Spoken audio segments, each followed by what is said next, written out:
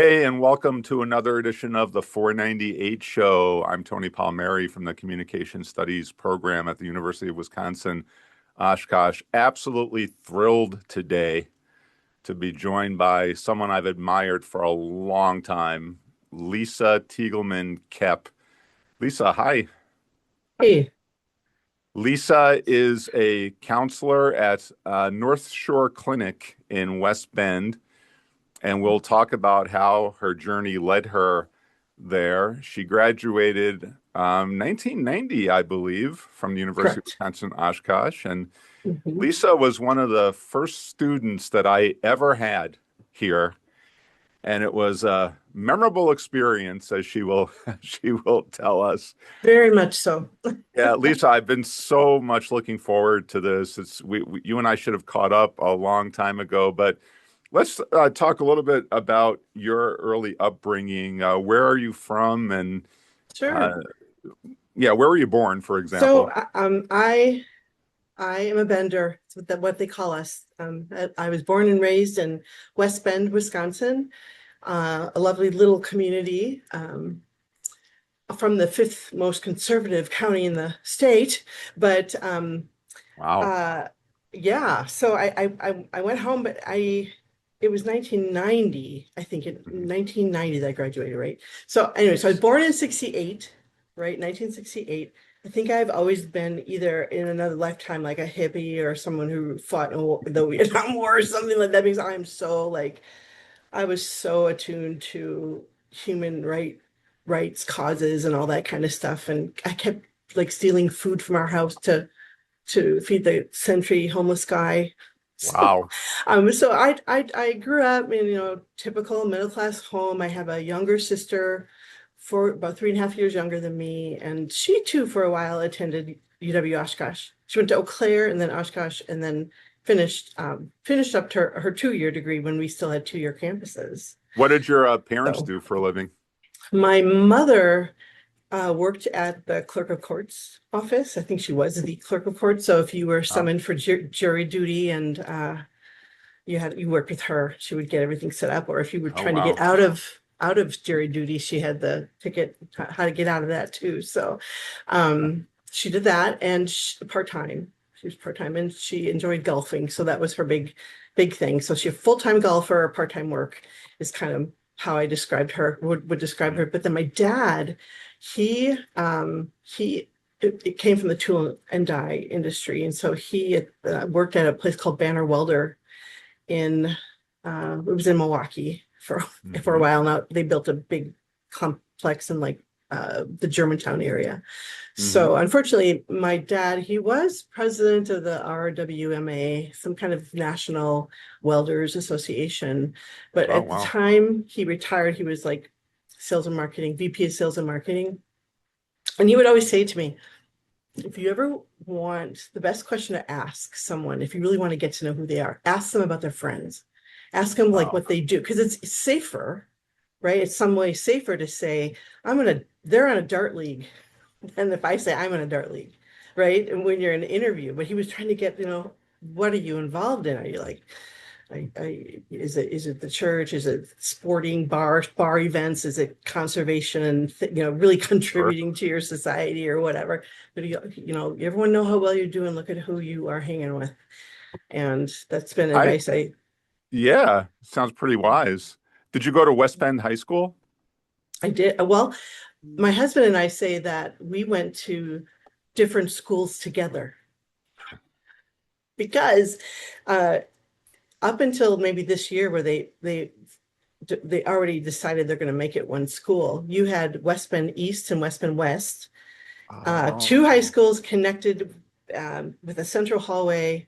So you might have combined classes for like business, cooking stuff, wow. trade, business, that kind of thing. We at West, we were the gymnasium and the pool, and then East had the theater at that end. So we would and but sometimes you locker would be in East if you went to West, and sometimes you'd have a class in East instead of in West, and you had two cafeterias, but you could go anywhere. It was really neat because then when you had like homecoming or football games and stuff, and you played each other. It was Oh, like wow. the rivalry. It was like the spirit was so, it was just so neat, so much fun to be part of. And there's a lot of us that are like, don't combine. What are you doing? And so when they tried to do it the first time, we had a big petition and they didn't, but they are now. So I don't know how So schools work. you and your now husband, you were there Yeah. at the same time? Yes. He went to Westman East and I went to Westman West. And we both graduated in 86. So were you boyfriend and girlfriend while you were in high school? We were, yes, my junior year of high school, we started dating So because you married your high school sweetheart. yeah, I know, I did. Well, my sophomore year in college, there was a little bit of a break for about maybe like half a year. I don't know, Okay. which was good because I think we both needed to kind of Hmm. experience some other things, right? Right. Oh, Um, yeah. and then found our way back to each other, and now it's been like it was 32 years this past September, and so we're coming Amazing. up on 33. So Yeah, what did get you to Oshkosh then? Because you could have probably gone to any UW school. I assume you had really good grades in high school. I was, yeah, I mean not really good, but I was Good enough like that you in had every options as to where you wanted to go to college. correct, yeah, I was in that top 33% or whatever Yeah. you need to be. But I mean I entertained Oshkosh. And at that time, Madison was always like, if you can't get in anywhere, you can go to Madison, right? And then Right. football occurred and championship wins occurred, and then designated research, and all of a sudden now it's one of the hardest schools to get into. Yeah. But so I thought, well, if I don't get in there, and I think I looked at lacrosse in Milwaukee. Hmm. But I decided to come to Oshkosh because it was north but not too far away, and I don't know, I just like the camp. It just felt right. It's so Yeah. important to do those campus visits because you need to experience what it feels like to know this is where you belong, Yes. right? And you can Absolutely. get that, and you can get that Right. there, right? So now when you got to Oshkosh, you were not originally a speech. Back then we called it speech communication. Yes. So I don't think you started with speech communication. So what got you finally into it? Well, okay, okay, I had no idea, no idea what I wanted to do, and um just very influenced. I was influenced a lot by like my boyfriend at the time of his family. They were successful professionals, and I thought, oh, there was a teacher. His sister-in-law was a teacher, and so I thought, okay, I'll go into education, right? And then one of the first classes you take is Introduction to Professional Education. Right. Dr. Ed Wisey, I think, was in charge of Mm. that program. But I did my shadow work in a classroom, and I was like, yeah, I'm gonna lose. I can't do this. I cannot be a teacher. I'm already irritable. I'm angry. I'm like frustrated. I'm ready to just lose it on some kid because they were so disrespectful. I think it was like a substitute teacher that day. So I mean, it probably wasn't the ideal way to shadow, but I was like, I am not doing that. And so then I looked into human services, thinking, well, maybe I'll contribute to the world that way, right? And then I was like mad because of the oppressive structures that continue to keep certain marginalized people stuck. Hmm. I thought, I would probably raise enough hell that I'd be out of a job, right? I'm not. It's depressing. It's not liberating. It's like putting a band-aid on things, and we just our priorities are out of whack, right? And then Oh yeah. what are we left to do? We're left to pick up the pieces when everything falls apart, right? But in that regard, I don't want to do that. I went to business school. I took personal finance. I really thought I did well in that first exam. It was an interim class. And I got there the next day and I failed it. I was like, I start crying. I start crying. I get up. I'm like, Oh I'm gonna wow. drop this class. So I went and I I dropped it. I got a withdrawal from it because it was like in time, but that was so disappointing because I'm like, what am I? Because my dad wanted me to do that. My dad Oh all along sure. was saying, you need to make money, and business is a way to do that. So I was like, okay. And then, so when that was a really hard thing for me to do, to tell him I'm not doing business. I'm not doing that Mhm. anymore.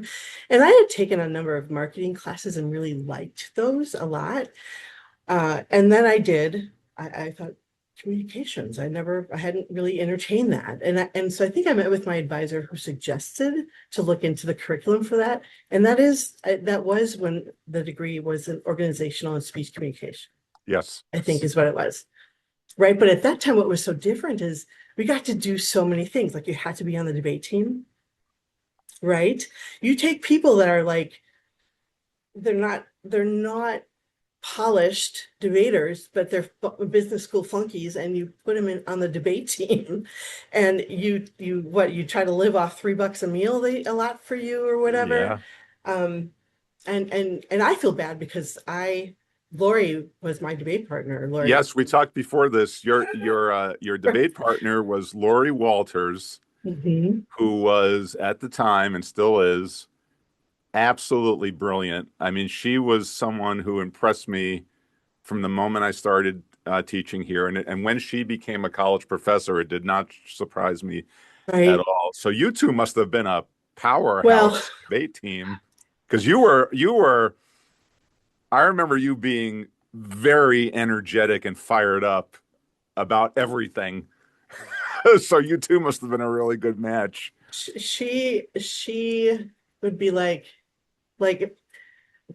so when I get frustrated, I will like crack some kind of sarcastic joke, or I'll just be like, "Oh my God, I'm losing this. I don't want to lose. I'm not losing. So then what can I say that would help?" And Lori would be like, "Oh, for God's sakes, I'll have to clean this mess up. I have to clean it up in my rebuttal." Like just I have thanked her profusely many times for all the grace she extended to me, because I don't think we got to choose our partners at that point.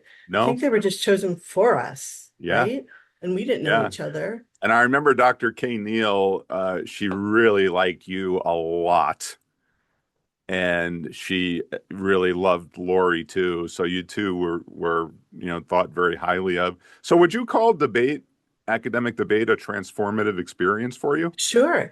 And what's interesting is, we hear a lot of people talking about the times and how, like, I can't believe we're still protesting this stuff. But the resolutions that we were given in 1986 was whether third-party participation in the US presidential elections would benefit the political party. And you had to find affirmative and negative evidence, right? When you're arguing both. I had a little bit of time because I had a strong belief, about that anyway. So it was hard to debate Hmm. the other side as passionately, maybe.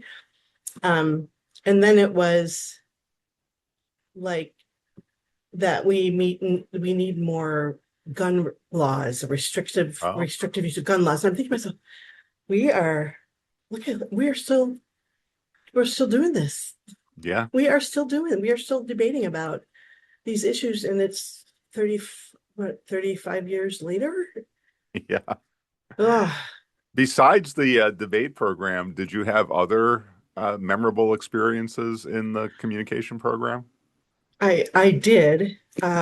We also had to do like a stint at the radio station, Oh, yeah. WRST, right? And I no one, I just came there one day and they're like, "Oh, great, you're here to relieve me. See you later." And I'm like, "Oh, what am I supposed to do?"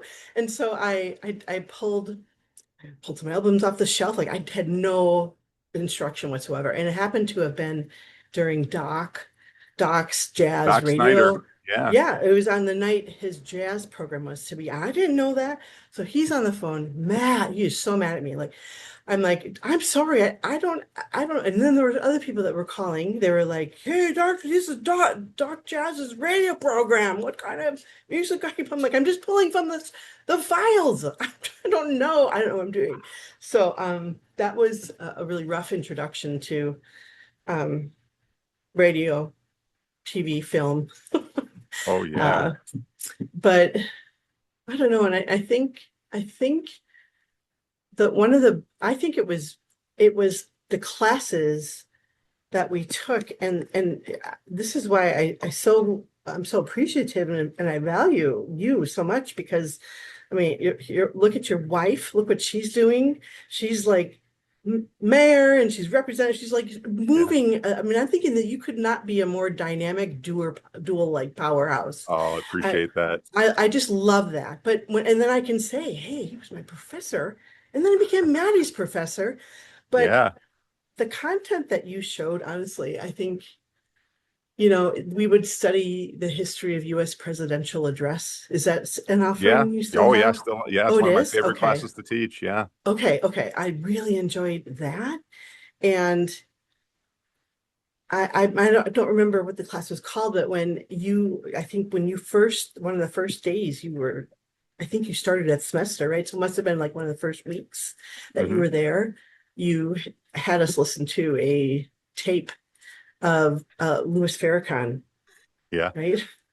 Well, and you made it really hard to be comfortable with privilege, which is a good thing. Wow. And you resisted at first, right? You Oh, were, yeah. I actually have, Lisa, two, I think, really dominant memories of you. Um, One was, I don't know if you remember, it was maybe fall of 89, spring of 90. I don't remember. There was one of those drinking riots in Oshkosh. And I went into the classroom. You were in the class. And I just was talking about how ridiculous this was, how the students should be ashamed of themselves, blah, blah, blah. And I don't know if you remember, you just like ripped into me on that. You were you were making this argument that I didn't understand the student body at all. I was making way too much of a big deal of this, and you were quite agitated by the whole thing, but in a way that Hmm. really made me think and defend what I was saying. So I was very appreciative. And then Yeah. yeah, and then the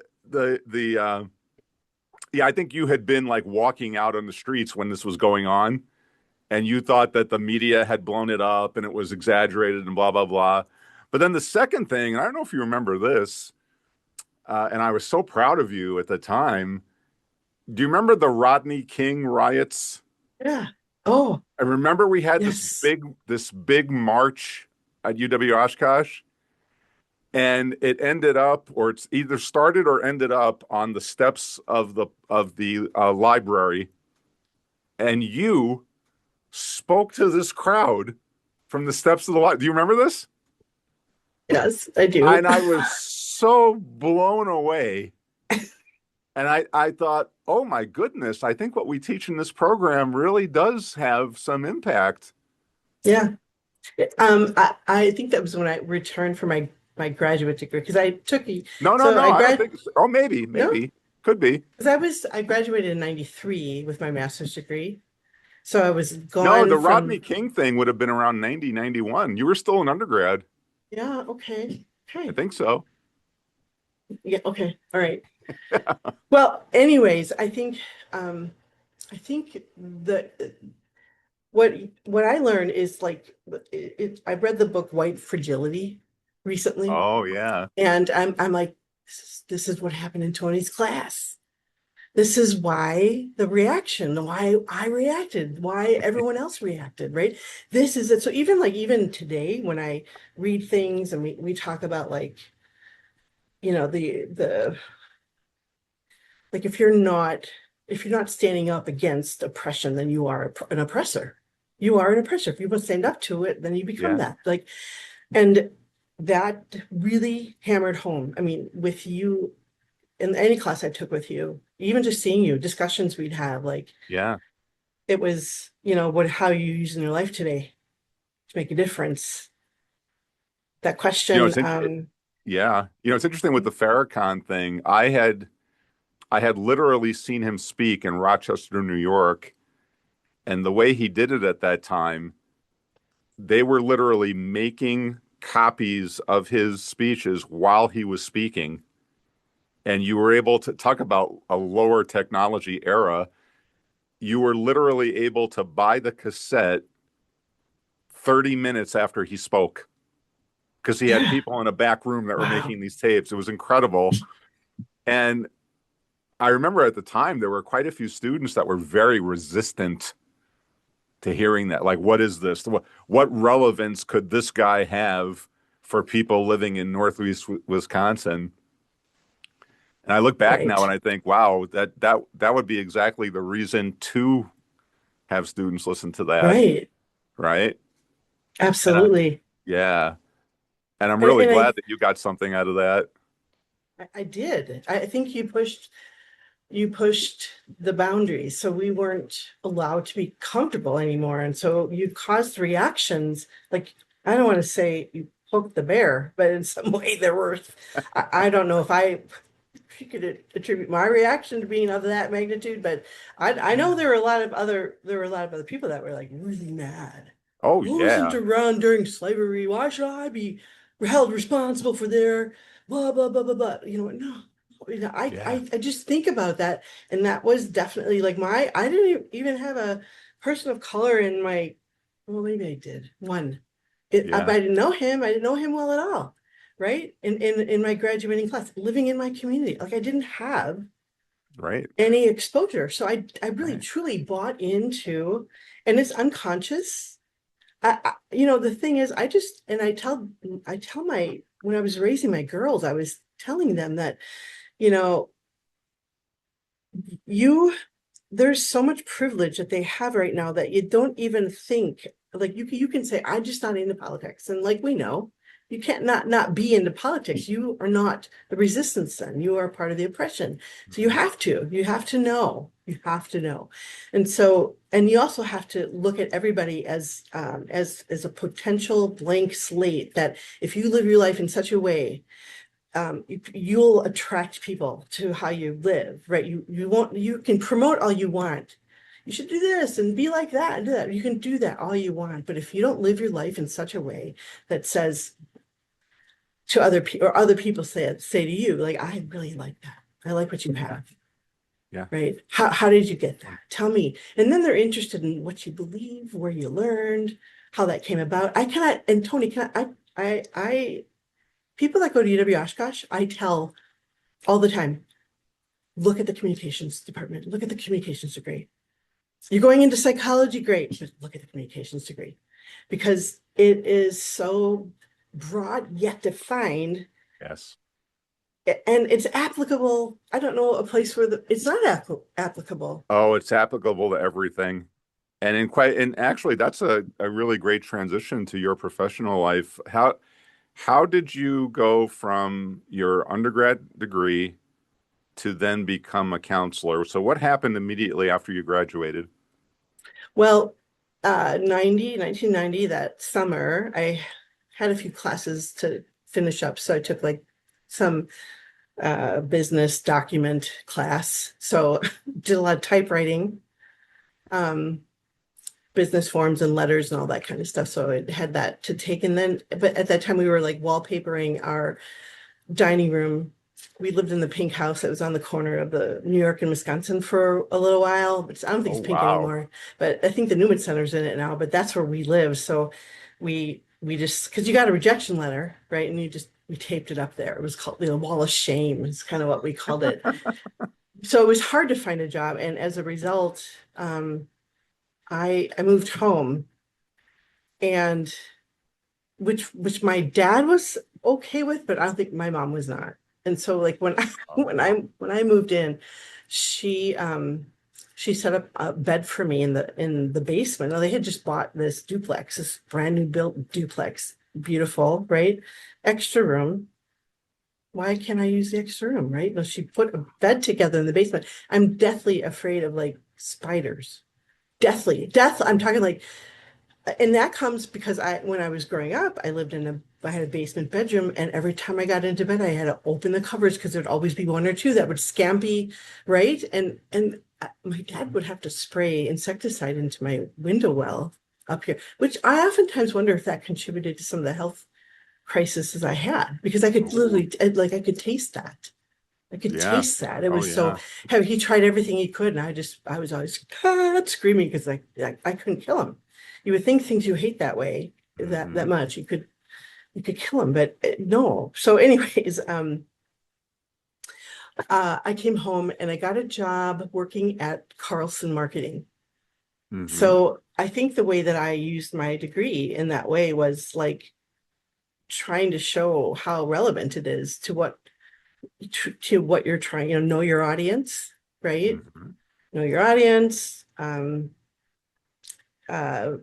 promote the product. I understand like how, what you love about it, what the customer might love about it. And, Oh, sure. it's like learning, it's just learning basic communication.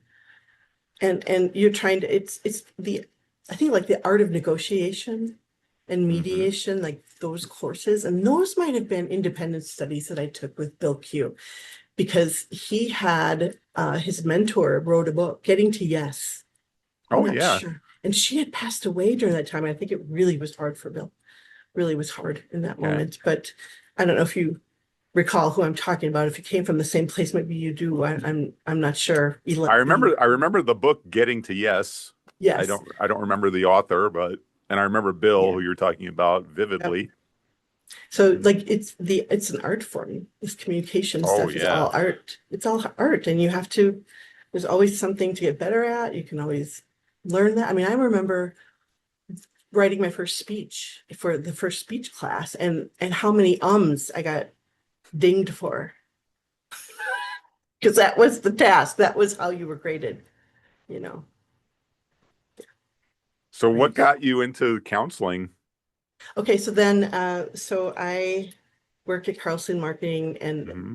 it was not a very good place in the city. And then I got recruited by an advertising specialty company to join them to make advertising specialty items. So I was an assistant account executive to someone who never worked. He didn't work a day. He'd golf like every day. And I did all the work, right? And Wow. but I so it's like buying, like, professional fishermen. We had the Outboard Marine Corporation account, so all the outdoor fishermen would call, and they got $350 worth of free merchandise. And there was a what do you call it, like a workshop out back. Hmm. And my husband, of course, was like, you got to talk to him, because like that's all he does on Sunday mornings. Is not gonna watch these fishing shows. And Hmm. he's a guide too. He used to and he does tournaments and he does all that stuff too. So he's a very strong fisherman.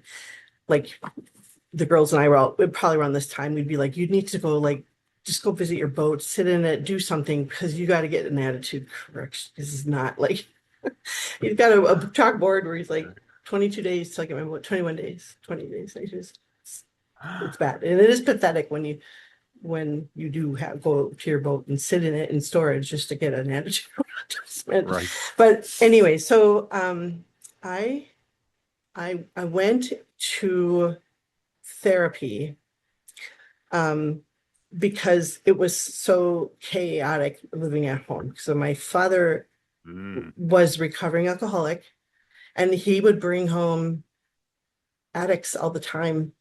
And I was so happy to be helpful, right? Like I could do some Wow. laundry, or I could like make someone a meal, but my mom did not like that. And of course, this is the same kid who went, where's all the meat in the freezer? I met some woman at the laundromat. I'm like, she doesn't have any food. So I went and I put a bag together and gave her, you can't do that anymore. She was just very like hoarded. Like, it's no, I'm afraid. I'm afraid of, Hmm. I don't want to get into that. Like, Hmm. was a prosperous mentality. I mean, she was very Right. scarcity mentality. So, um, and I also, so I'm trying to think, how did this work? Shoot, why am I forgetting this? Oh, I know. So I'm at this other company, and I'm working for this absent person and making him lots of money. And the owner comes in and asks me to type her daughter's term paper. I said, I'm not doing that. I was like practicing asserting myself. Because this company was being investigated for illegal drug trafficking and chemical dumping, and there's like it just was like, Goodness. this is scary, right? So, and then she smoked a cigarette, and the cigarette burns and carpet all over the shop. Just such a little disregard, so much disregard for her company. But so in that moment, I followed her. I said I wasn't going to do that. That's not something I'm going to do.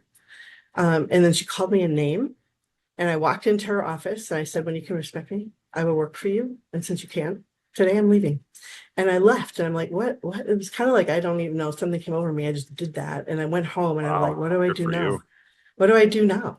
What do I do? And the only thing on my mind was call my friend Sam. And Sam was a residence hall director. And I've worked for various parts of higher ed, right? So um, I called him and 'cause I said, hey, I don't know if you're the person to talk to, but I think if I were to go back to school, I would need to have a graduate assistantship of some type. And he said, we would love to have you back. The application deadline, however, is on Friday. So it was Wednesday. I'm like, okay. So there was 3 tracks in the counselor ed program. So you had school counseling, higher ed, and community. So that was I thought, I would love that. I would love to come back. So I called my old roommates. I drove up there, cut my hair really short. I bought like a power suit. Remember those in the 90s? So if we can't, Sure. maybe if we look like men, that we'll be treated like men, you know? Right. That's what we did in the 90s, right? So anyways, and so it was such a whirlwind of a frenzy of activity at that time because then I had to run.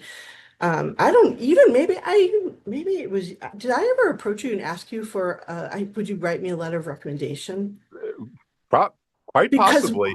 okay, Yeah. I think you did. I think you did because I sat outside your office and Yeah. I said, but I need you to do it now. Right now? I mean, yeah, you don't understand. These have to go with my application for Wow. graduate school and And I'm for sure I did it. yeah, you I never did. turned down those requests. So and then like the next week they were like, we're offering you a job. So they saved Wow. 4 slots for their assistant hall directors in the counseling program. And I started as a higher ed emphasis. So I got squeezed into this 2-year long waiting list program right away. I had a graduate assistantship I was the assistant residence hall director in Fletcher. Um, Oh, and wow. that's how the journey started. It Yeah. I also was offered a job that I declined at the art museum, Milwaukee Art Museum, within their marketing department too. And Hmm. of course, I didn't take that job. Took the other one, but I just think I mean I had a lot of opportunities come my way, even during the recession in the 1990s that I didn't realize until I got probably closer to Milwaukee. Hmm. Um, larger urban area. I think there was probably a little bit more. Because at that time too, it was, think about it, like all those businesses had shut down in Milwaukee. Um, and it was hard to rebuild, but they rebuilt a lot of things. Oh, yeah. So yeah, and then it was during the counseling program, we had a community counseling lab. And I had Ken Morrison for my mentor, who was also like Linda Johnson's mentor. And so it was like a favor. Here, would you see this person? We want to hire her. Would you? And so when I met with him, he's he smokes. His office was like newspaper clippings and yellowed paper and smoking. Like, are you allowed to do Right. this? Like, it was so, he's Wow. like, yeah, it's my office. I'll do what I want. I said, okay, what? And I loved, I mean, he became very, very special and important to me. And unfortunately, he got, he got sick and he actually survived a stomach aneurysm. You usually don't survive Wow. those. And then 120 days in the hospital, then he was home and he fell and he broke his hip and then got a staph infection. And then that's what took his life. So it was just so Oh, sad. wow. It's 70. So, but he was very prominent, I think, in my decision to switch to the community role. So he would assign me clients that were very challenging. And we, of course, were part of like maybe 5 or 6 of us in with a professor, and we would watch behind a one-way mirror and they would call in the rotary phone that they'd say, Yeah. explore that more, you need to, like, they literally would like criticize and take notes. And so, but this is the feisty part of me. I was mad because I'm like, here are people, Ken's talking about how he assigned them to people. And this guy wants going back to school. This person's struggling with parenting, kids, whatever. This one wants to do career counseling, or this one wants to whatever, and this is Andy. Andy's been coming to our clinic for 20 years. He's schedule effective. He's got an alcohol addiction problem that's very non-compliant, doesn't take his meds, and he just comes and we assign him to someone. And Lisa, I'm going into higher ed. Why would you give me Andy? Why? That guy's sick. He needs someone to help him. Why me? No, I'm not doing this. I'm not doing this. All right, let's go. Your assignments. And I was like, oh, I swear I'm getting a different mentor. I'm going to get a different advisor because someone's going to hear me, right? So I sat down with Andy, and it was probably one of the most powerful experiences I think I've ever had with a client, because Amazing. yes, he was coming here, but like you said, when you interviewed, and you were just like, you really didn't think you would land there, so you're just yourself. You didn't Right. have any need to be, and I was angry, and I thought, so I was really real in that moment. And Andy's like, so why did they assign me you? And I said, I don't know. And I'm sorry, because I don't think I'm the best one for you. Because I'm going into higher education, and I would hear, Ken, no, you're not. So they think I'm the best to help you. And I think that's a very, very, very bad way of bad assignment, and I'm sorry. And I just showed up, and we talked. I mean, he started going to meetings, right? I'm like, look, if medication is going to help your brain be less on fire, why don't you take it? Like, why don't you, whatever? I don't know what I said or what I did. I think it just, maybe I was not trying to cure him. I just was like, hey, look, this is what you have. You can either live with it willfully or you live with it woefully. What is it going to be? Just choose, because I don't know. I'm going to higher ed. I don't have time to do this. Like, I'm getting frustrated, Andy, because it's just a choice you make, and you've chosen to live this way. You've chosen to come at 20 years. What is it what do you have to do, and what are you getting out of not doing it? Because that's what I learned in my communications degree. This is what I've learned. Like, your actions are speaking louder than anything you can say right now, right? Like, you Right. keep coming 20 years, you keep coming, promising to do what everyone's suggesting, you don't do it. So like, I don't get it. And maybe this is not how you're supposed to do community counseling, because this is what I'm supposed to do with you, not career stuff or non-traditional stuff. But I really liked him. By the end of our work together, I was like, man, go have a life. You are amazing. Go use your life. Don't try to survive it. Just start taking that energy, do the right thing, use that energy to, go make your unique thumbprint on the world. Just go do it. Go to those meetings, stay sober, take your meds. Simple. I'm not saying it's easy, just simple, right? So like, I think about, and then I had a therapist who offered me a job right upon my graduation from graduate school. And I knew that was wrong. I was like, this is a boundary issue. How can you be doing that, right? And so I confronted him, and it was a very interesting revelation about power, the abuse of power. Oh, Um, wow. and I stayed 9 months, but I left. Um, and I became a client rights specialist for 3 other agencies. So when there's grievances, Oh, I don't think you have to do this anymore. It can be someone in your clinic, but you had to have someone outside your clinic willing to be your client rights advocate, who mm-hmm. would hear complaints and grievances and have meetings, like mediate, whatever. I did that. And I think that was all a result of being like, this in therapy, there's a power differential, right? And you have to understand that, and you have to respect that. And you don't offer people jobs. You just don't, you Yeah. don't do that. That's an abuse of your power. So anyways, then I really think what I'm realizing in talking to you is I feel like I've had a lot of the universal winds really blowing me, leading me, where because it's just do the right thing in this moment, and then let the next moment unfold when it's supposed to. And so I said, I don't understand these changes. It just seems like I mean, I look at other people and what they're making on average, like this is not up to that, even average of that. And so then I was accused of, oh, I can't believe you're accusing me of using you. I'm like, I'm not, I'm looking for clarification. I'm standing Mm-hmm. up, self-advocating, doing this thing, right? And so he says, there's the naughty word door. I can't believe you're accusing me of using you. And I'm like, okay, I'll use that door. And at that time, his wife was a therapist, and she and I shared an office. And it was very clear to me there was an alpha female here, very threatened by my presence because there was no Oh, degree. There was someone with a alcohol certification who just happened to have been this same therapist patient at one point too, uh, earlier earlier on. And she had this big mahogany chair, and his desk was beautiful. And I had a card table chair and like a child, like a little kid's desk that they said, this is your seat. Okay.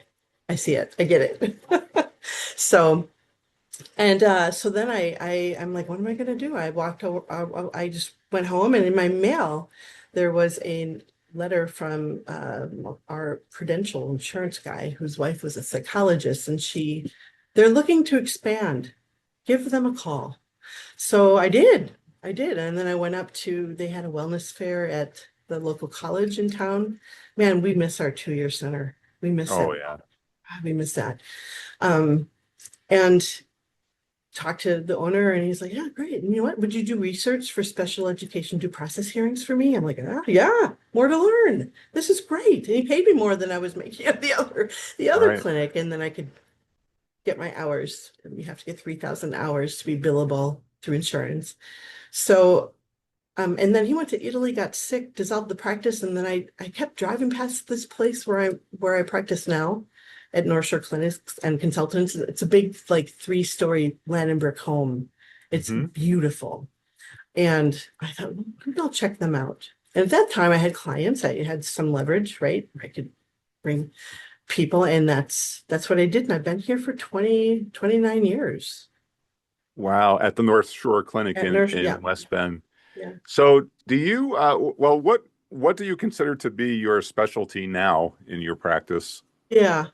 Well, I can tell you that I I noticed some very interesting behaviors in the residence hall when I was doing my graduate work. And there was like a secret bulimic society that claimed a portion of the building.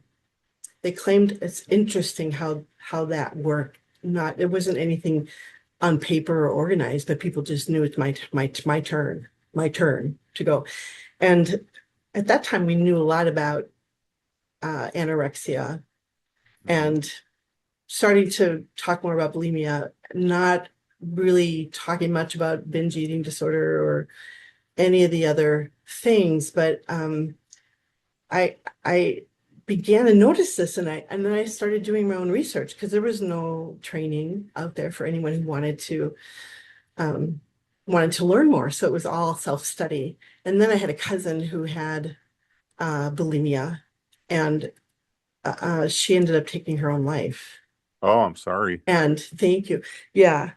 And what was so odd about that is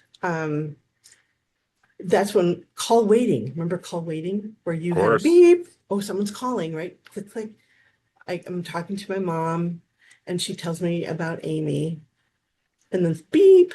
I go, oh, hold on, mom, I gotta take this call. So I took it, and it's Linda Johnson at the Department of Residence Life giving Mhm. me the graduate, or offering me the graduate assistantship. And as a result, it's part of, you will live up here and you get a room and board, you get parking pass, membership to the fitness center, and um, and you're in the counseling program. I'm like, well, okay, great, I gladly accept. Right? Can I call you back? She's, oh, sure, absolutely. I said, okay, I'm just on the other line. So then I'm like, okay, all right. So it was one of those like full circle moments as well, because I feel like I didn't really, I just like I was flying, like somebody pushed me over the cliff, and I was like, oh my God, I have to go Mhm. here now. and this is happening, blah, blah, blah, like, but you know what? Sometimes I think when you look at like life is not something to be controlled, but man, do we try, Yeah. right? We try. Yep, we And do. when we can just sit back and say, okay, just in this moment, just show me what I'm supposed to do, right? What am I being called to do in this moment? And that's really become like how I live, how I work, how I do really anything.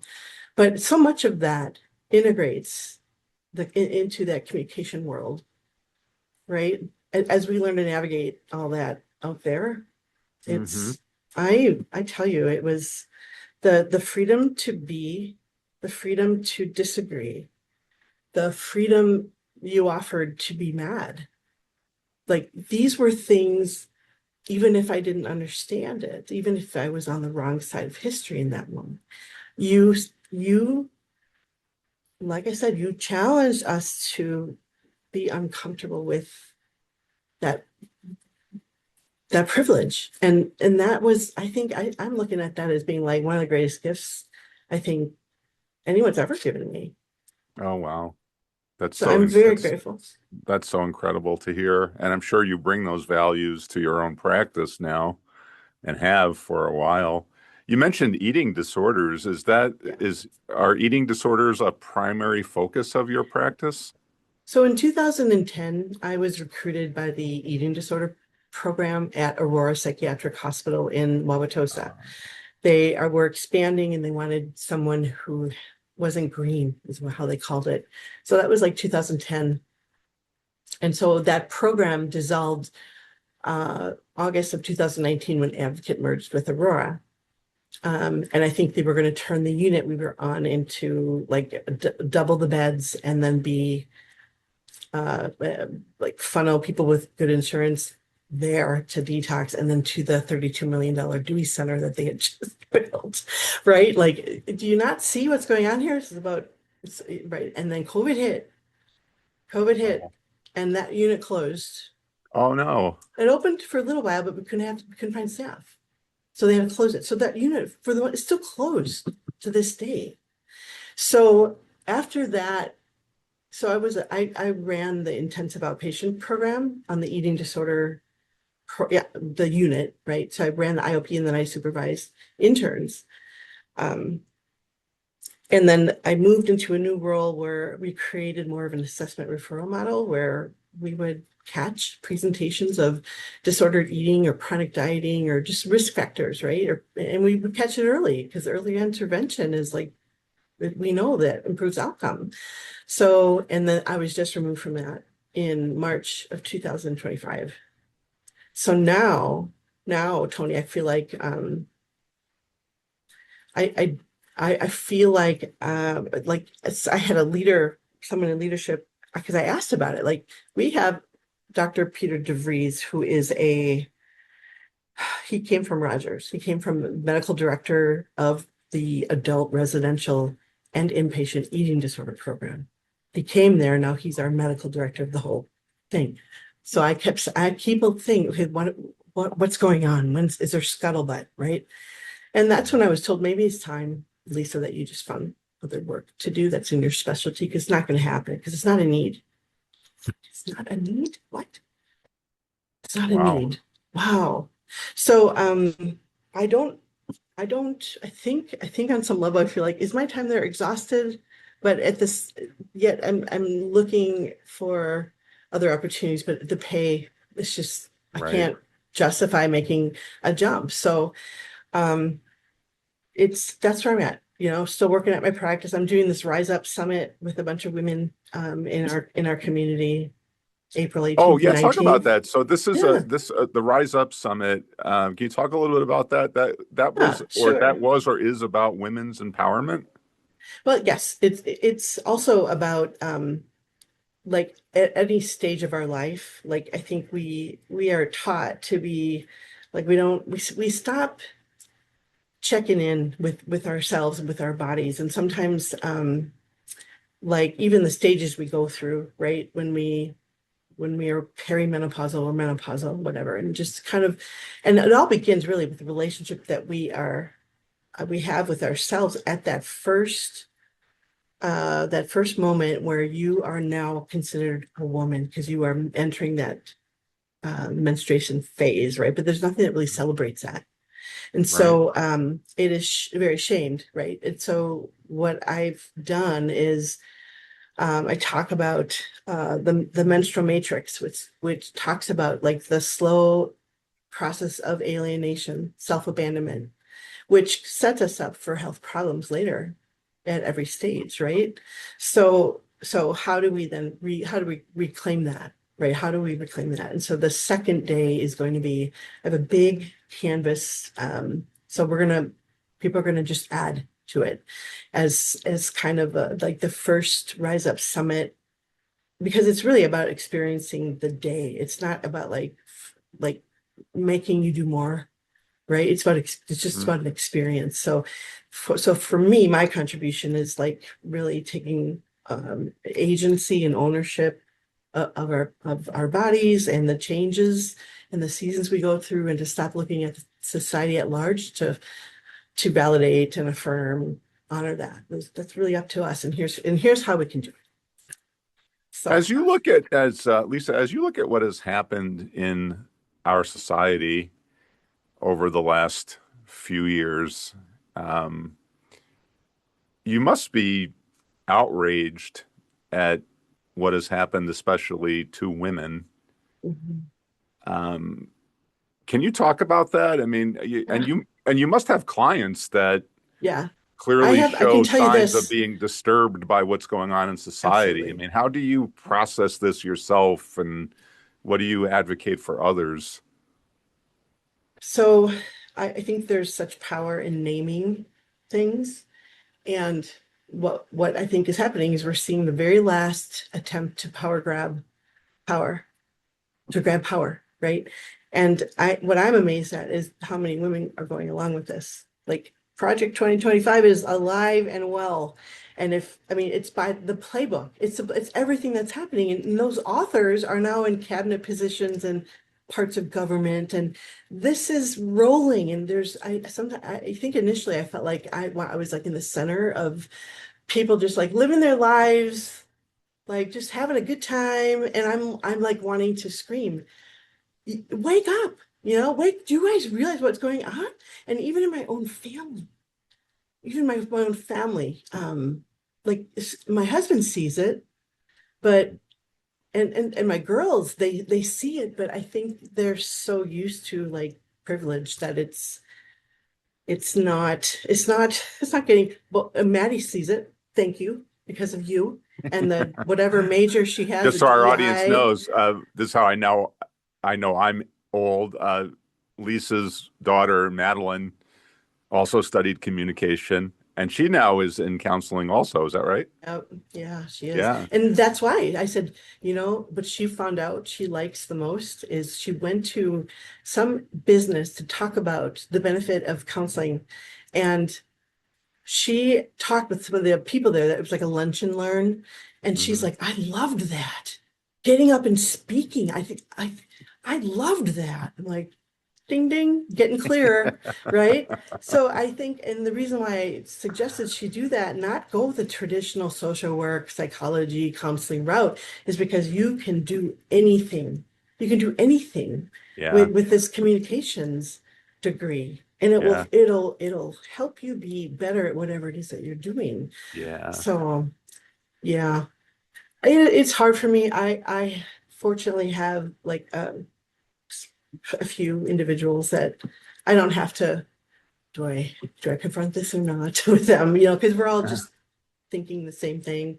Right. Um, but it's hard. It's hard to see my loved ones and my friends um, just kind of lackadaisically being okay with it. Like I have, and also it's a huge trigger because there have been many people. I was actually a defense witness for a woman who was assaulted by someone very high profile individual, and she at the college she was in pressed charges. So she even lost the ability to say, I don't want to, she wasn't going to press charges, right? And there was really, he said, she said, and then there was a video Sure. that popped up, all of a sudden video that popped up showing it. So there was not enough evidence to convict because you couldn't quite tell this individual if that was him in it, but it's him. Anyways, he got so mad about that he decided to take her back to court for slander. Like you would think he'd be like, "Whoo, got out of that one. I'm not gonna raise any more bells and whistles about that," right? But nope, he was so um upset about that he took her back to court and tried to sue her. But what happened is I literally have all these elderly European American men that are saying, you mentioned something about rape culture. What does that mean? And I said, okay. So that still happens today, right? Where people don't understand that, the Brock Turners of the world get Hmm. different sentencing and treatment Oh yeah. than, Oh yeah. it is, and that is, oh, he's a bright future. So what? So it's like this, and I don't know if you've noticed this too, like this movement of like redefining masculinity, right? Like it's becoming, um, have you heard of Scott Galloway? Oh yeah. Okay, I like what he's Absolutely. doing. I like what he's doing. Yeah. Um, he calls it out. He just calls it out. And I think that's what's happening is that I'm seeing a emboldened sense of bullying and violence and justification of it. Like he says, there are men aged 24 to 27 who have never spoken face to face with a woman. Yeah. And as a result, they're online, right? Unrealistic expectations. What Yeah. do they get involved in? Pornography. And Yeah. then become porn addicts and they buy into misogyny. And then you have a conspiracy theorist right here, and you have a train wreck. But Yeah, it's women's fault. I think where he loses me, and I'm not as familiar with his work as you obviously are, but I think I've seen clips where he seems to be blaming feminism for some of this, and that's where I start to lose that. But I think, Really? oh yeah, but yeah, because at some point he tries to explain, well, how did the men get this way, right? And at some point you have to introduce the topic of, okay, well, what were women doing while this was happening to the men? And Hmm. he starts making these critiques of feminine. I've never thought that feminism is the problem for men, No, right? no, not And at again, I don't all. want to misstate what he's saying because Right. I have not seen enough of what he's saying. I think he does offer a very valuable perspective. But as you I know, want to I want to research that. I want to hear that. I want to yeah, hear. but Thank you as you for. know, I think what he's calling out is so important. Whether we want to call it toxic male culture or something, it's been so destructive. And President Trump, for better or worse, is kind of like an archetypal figure in this now, Yeah.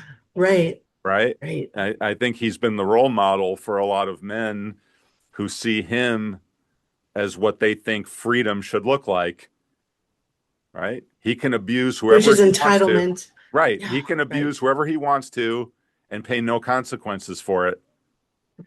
and, and some will identify that as authentic male freedom, right? Right.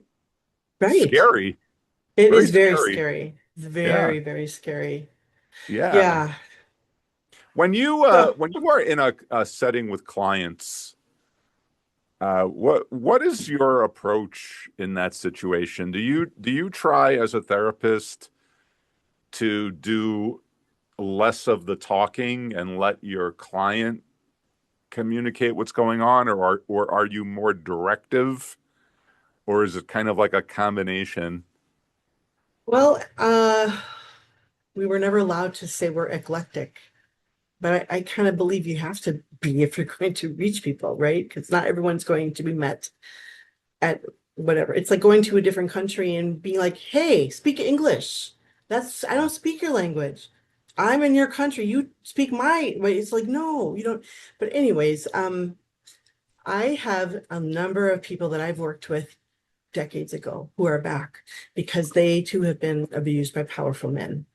And in those sessions, the recycling of the trauma for them, that we have a president with 34 counts of sexual assault, like he can be president of the, like that has just resurrected pain on a level unbeknownst. So in those sessions, I don't have any problem talking freely and openly Mhm. about what's going on, right?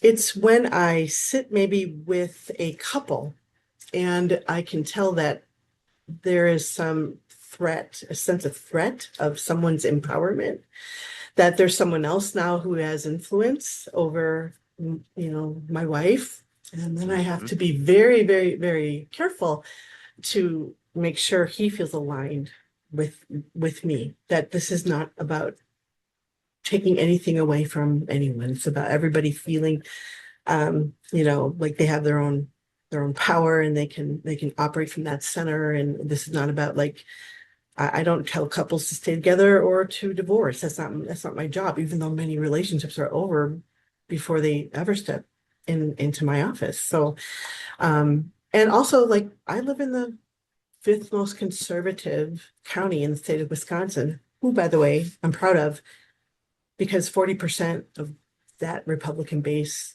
voted Democrat.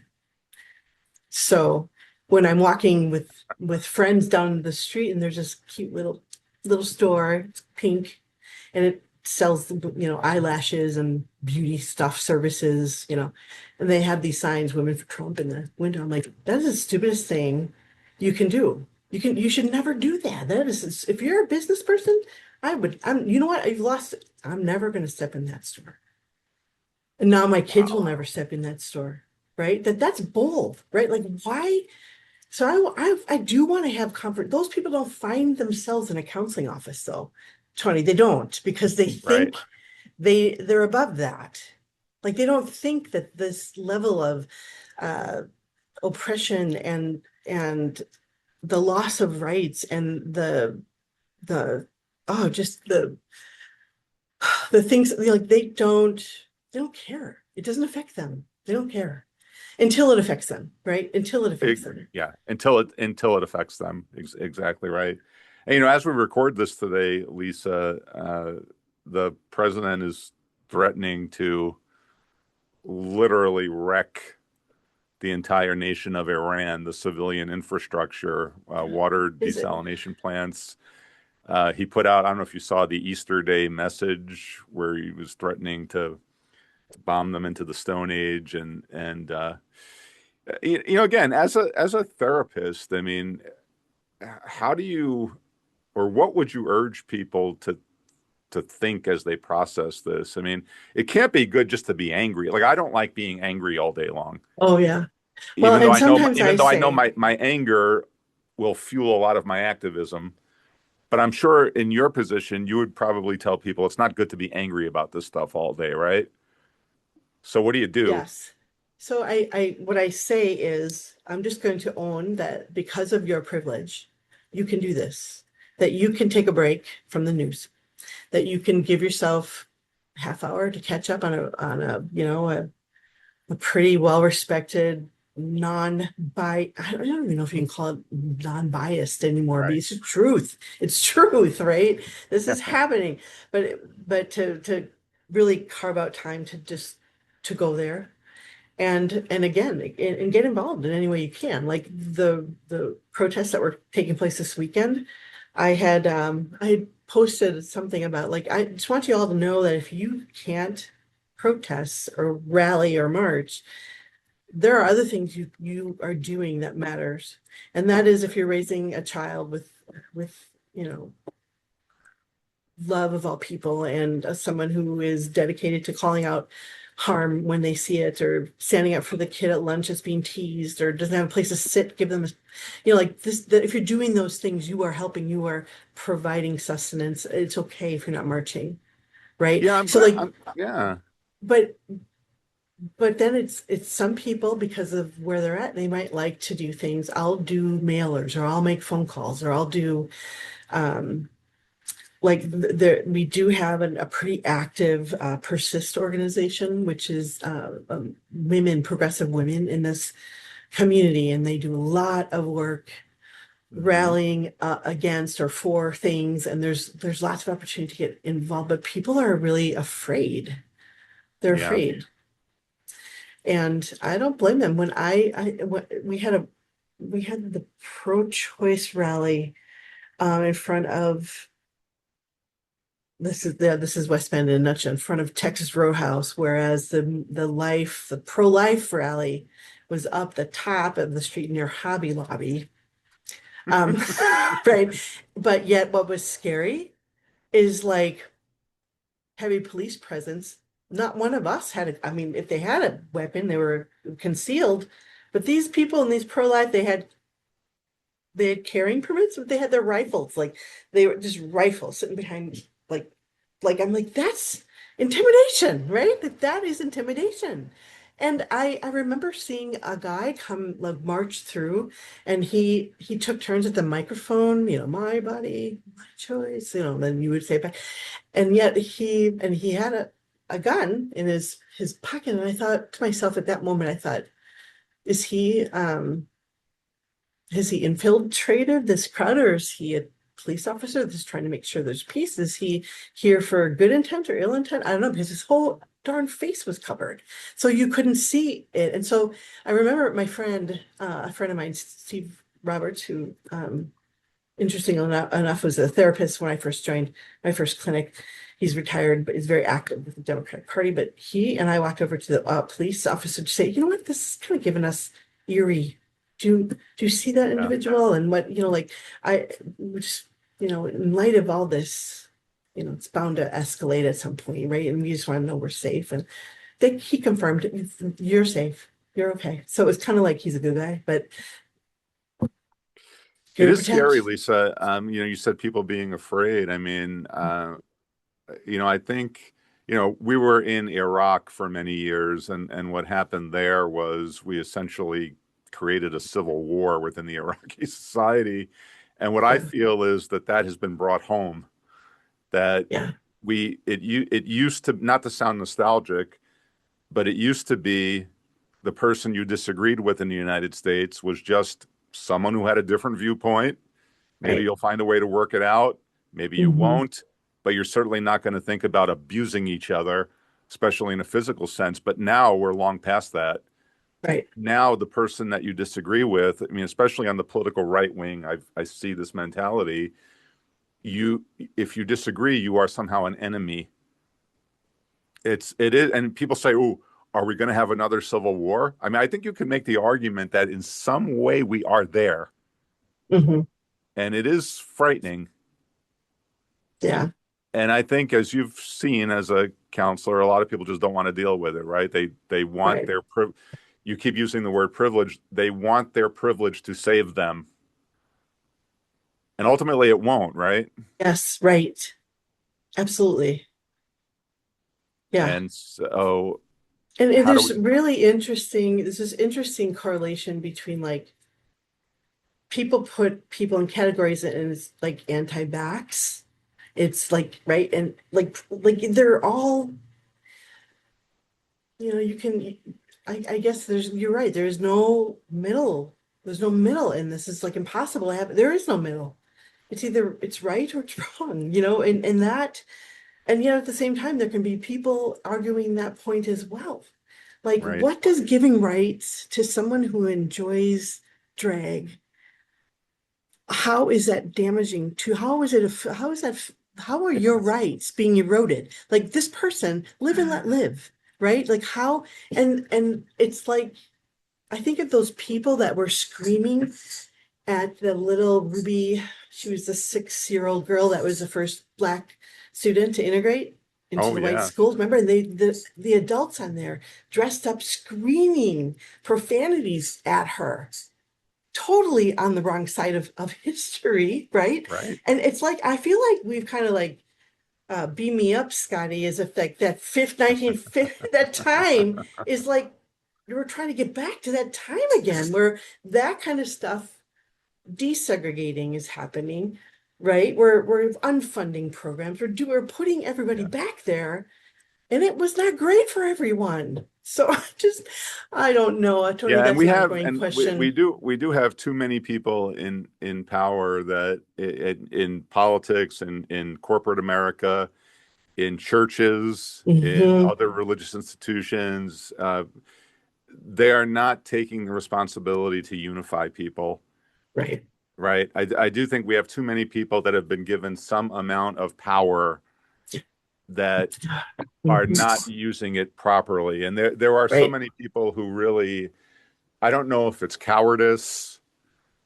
I don't know if it is ambition. I mean, it could be any number of factors, correct? But we need more people to call out Yep. the abuses of power going on in society, Absolutely.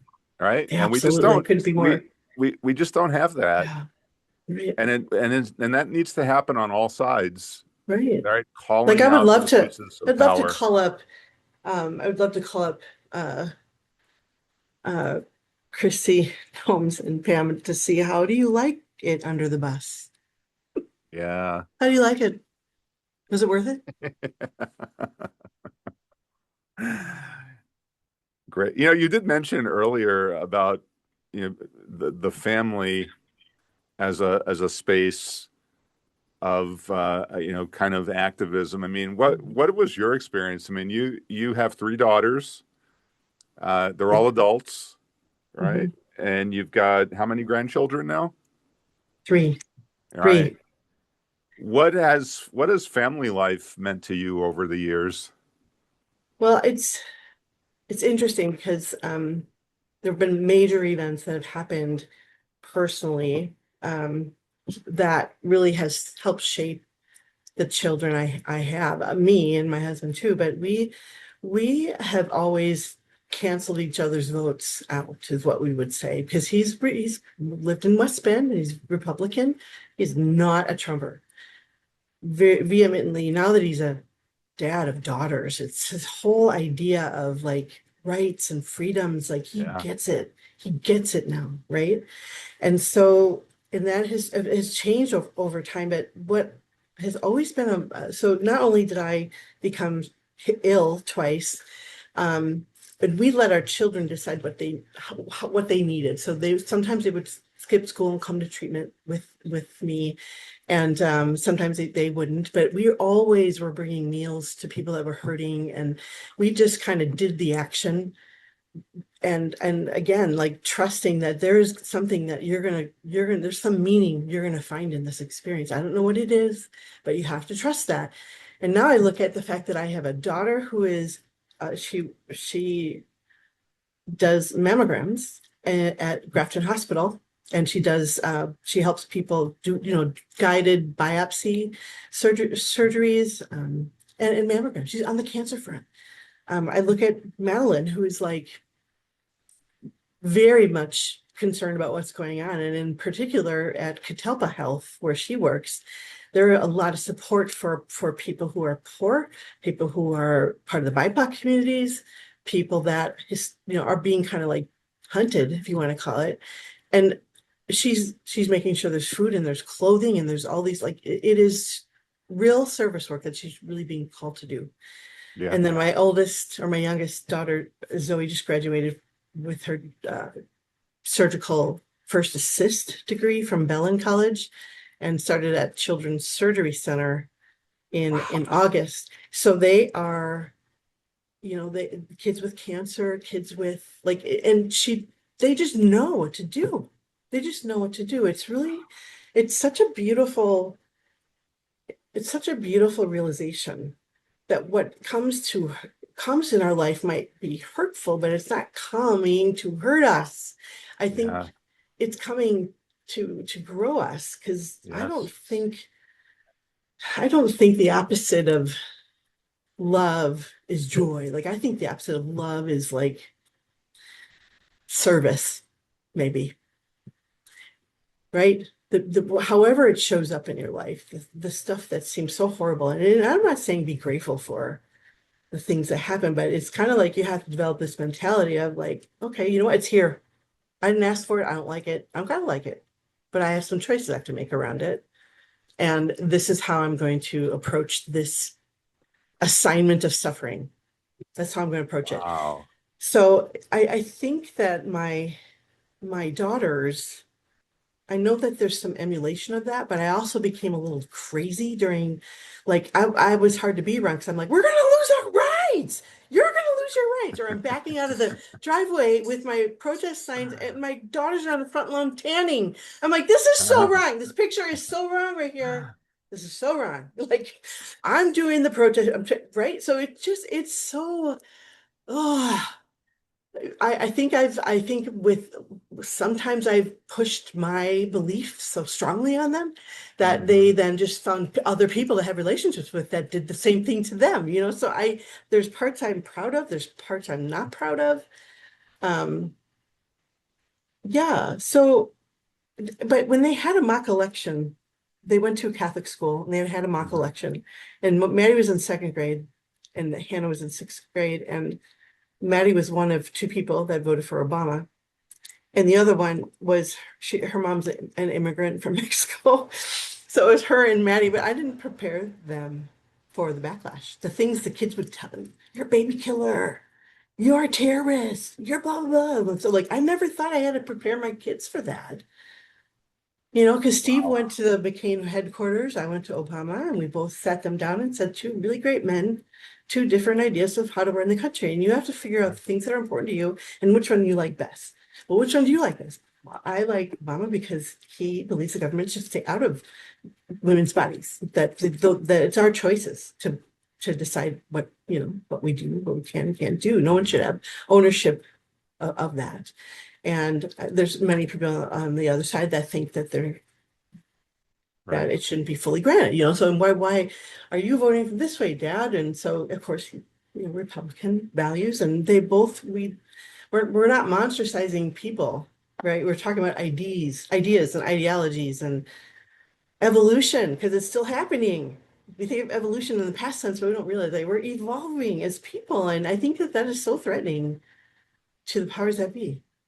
You I know, the think. fact that you were having, you and your husband were having those kinds of conversations with your daughters when they were in their formative years, I mean, that's just extraordinary. And it Mm, doesn't happen enough. mhm. Um, you know, higher education, I believe, should be transformational so that people who graduate can help transform others. And I think Right. you would be exhibit A in how it's supposed to work. Right? So Oh, thank you. you had a positive experience at UW Mhm. Oshkosh, thankfully, Yep. and it wasn't just a degree, it wasn't just something for you to get a job. You've used what you've learned in addition to what you've learned since to Yep. have a very transformative impact on those in your environment, starting with your family and then with your clients and members of your community and everyone else. I'm inspired by it, Lisa. I really am. Tony, thank you for sharing that.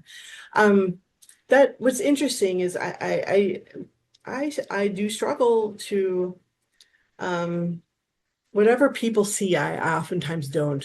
It's just I'm just being me. I don't see it as anything special. It's the only way I know how to be. And I think that Yeah. that came as being a child in the 70s, right? And my parents doing their best to give me experiences. It also was helpful that I was in Fletcher Hall because it was the 12-month. So we had all the international students there, all the minority students there. And I don't really get to share this with you, but I went to get a soda. The student leaders move in first, and there was this student, he was a black man. He says, I'm not going to hurt you. I'm just going to get a soda. I said, okay. And so he gets a soda. He actually buys one for me. Thank you. He says, I'm Fabian Barrett. Hi, Fabian. I'm Lisa Koepp, or Lisa Tiegelman at the time. I'm the assistant hall director. He's Black Student Union president. So I'm like, oh, that's cool. I said, can I just ask you what happened back there? And he said, oh, you come from a small town, maybe not a lot of culture, diversity. Yeah, it's a lily white, definitely. And she goes, well, I see that all the time. And I started to like cry. Like, I just thought like, Oh Wow. my God, to walk around everywhere you go. Then I think to James Baldwin in his interview with Barbara Walters, where he says white people walk around with this hidden hysteria every time they see a black person, because they, in essence, say to themselves, "What does your blackness mean to me?" And I Uh-huh. thought, holy shit, this is so, how does this like, how does that influence a community of self? Like how that just Yeah. gets in you, right? And I was like, Yeah. finally, and then all of a sudden, and that stuff grows. I get called because there was a resident who had a cubby bat that he twirled all the time. And he got pulled out of class at the university police station because someone called in that he was being threatening. And they called me. They find me, and I went. And I said, help me understand this, because this is like really, he's really good at this baton twirling. And this is during passing time. And there's no, like this, none of this makes sense. Anonymous call, like during passing time, you think there'd be crowds of people if someone was being like aggressive or whatever. So I just kind Yeah. of became, I will advocate for you. I will help you. Backpacks confiscated, nothing found, but they kept the backpacks. I'm like, they could put something in there and tell you. So I'm like, went back there and I said, what? Give them their backpacks. You didn't find anything. Give them their backpacks, or I'm gonna make noise, kind of thing. And so, going to Walgreens because black women couldn't find hair care products that didn't make their hair fall out, right? Like this is my job. I'm going to go and I'm going to say, listen, I've got like there's 500 students in this hall, and there's a large population of people that have curly and coarse hair. They'll Yeah. buy your products. Just have them, buy them. So then they did that, and I was like, shit, this is using my privilege. I get it. I get it. I get it. And then the ultimate compliment came when the first Midwestern Lakes Black Leadership Conference occurred on campus. Do you remember that 1992, 1993? Oh, vaguely. The first Black Leadership Conference happened. And Fabian says, would you be an associate advisor? Oh, wow. What? Me? The person that freaks out seeing you in the basement by the soda machine? And he's like, yes, we want you to be an associate advisor. I was just like, I was Wow. so, and I learned so much. And I mean, I finally understood why I walked into the cafeteria and tried to find all the white people to sit with, because I got looked at. What are you doing here? This is the Black Leadership Conference. You don't belong here. I got that. I experienced that. I was like, this is so life changing. That to me, I got to meet Atala Shabazz, who's the eldest daughter of Malcolm X. Oh, yeah. I mean, there's so many wonderful things that have come as a result of my willingness to take a look at everything you wanted us to look at. Wow. That's so amazing to hear. Let me ask you one more thing, Lisa. What would you advise graduating students in communication today? As you know, they're graduating into a very crazy world right now, probably crazier than the one you and I graduated into. What would you advise them as they approach this world after walking across that graduation stage? I know that's a really big question. Yeah. But I think it's okay to name. It's not like you can definitely be very clear about what you believe in, right? But you have to be able to elevate yourself kind of above that to call out the problem in which these issues are being addressed or being targeted or not. People aren't hearing one another, right? We're Mm, it's hard to interview because you can interview with a company that's very, very pro-Trump, and they want pro-Trumpers, right? And if that's not you, it's okay to say, this isn't me. yeah, it's not This is me. not me. I will not fit into this organization. In fact, that happened to me. I was recruited to be a life coach for an organization that sold insurance for responsible gun owners. And I went like in through like a four month process, a bunch of different rounds, right? They recruited me. I didn't get it, which I'm glad, because I thought, how am I gonna tell anybody that I'm life coaching for someone who's in bed with the NRA? And it was in, what I realized, that this is not.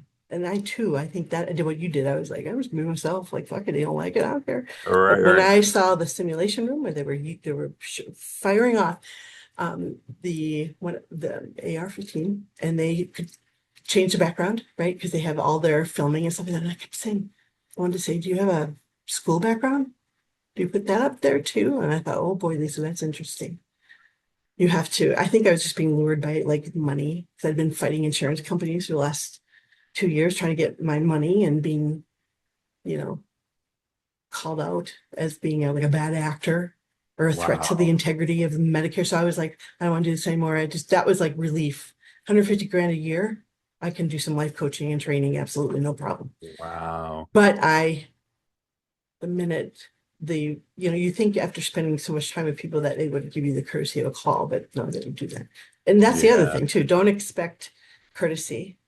Don't expect, because oftentimes that is a reflection of the culture, right? Hmm. It's reflective of culture.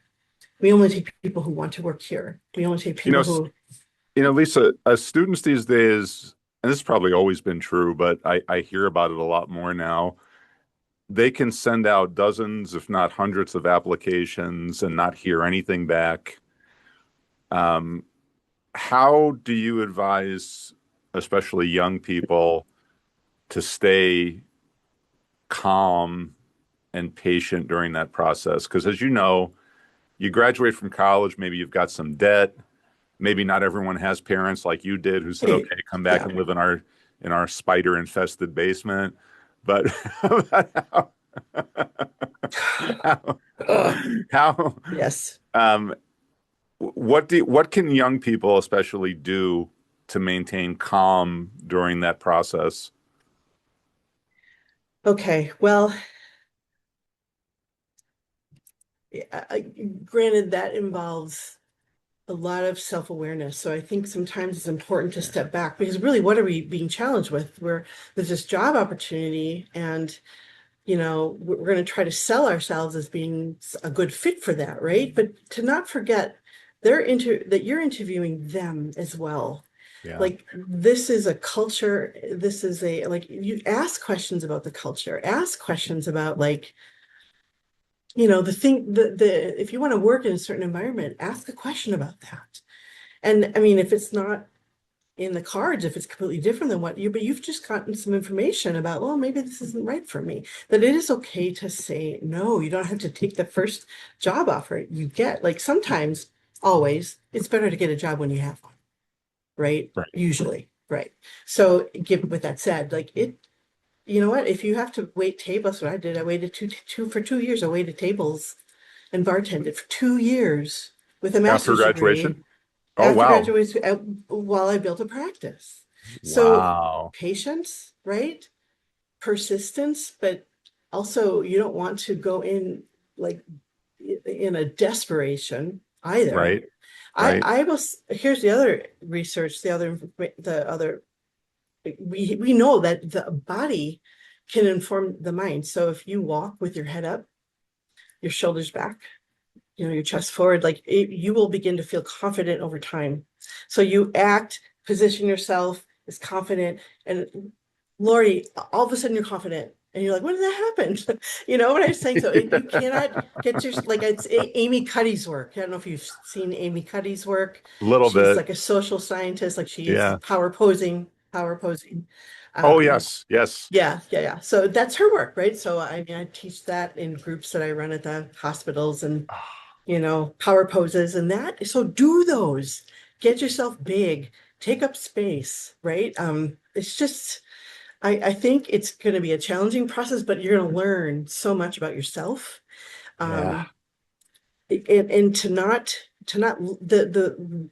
success should not be defined by whether you land the job right away. It's like what did you Right. like about that experience? What did you not like? What do you wish you would have done different? Whatever. So you make note of that. And then you go to the Right. other one right? But it is about also trusting, like maybe you already have a job. It's just waiting for you. You just got to kind of work through some of these tunnels to get to that. But Hmm. I just trust that, your life will lead the way. So you don't have to worry so Yes. much. You don't have to worry Yes. so much. Lisa, thank so you much. so much. Thank you so much for Yeah. doing this. When I stop the recording, just hold on. We'll continue Mhm. the conversation. But thank you so much for doing this. This has been great. Absolutely. All Thank right. you. All Thank you right. for asking me. I'm honored. Absolutely.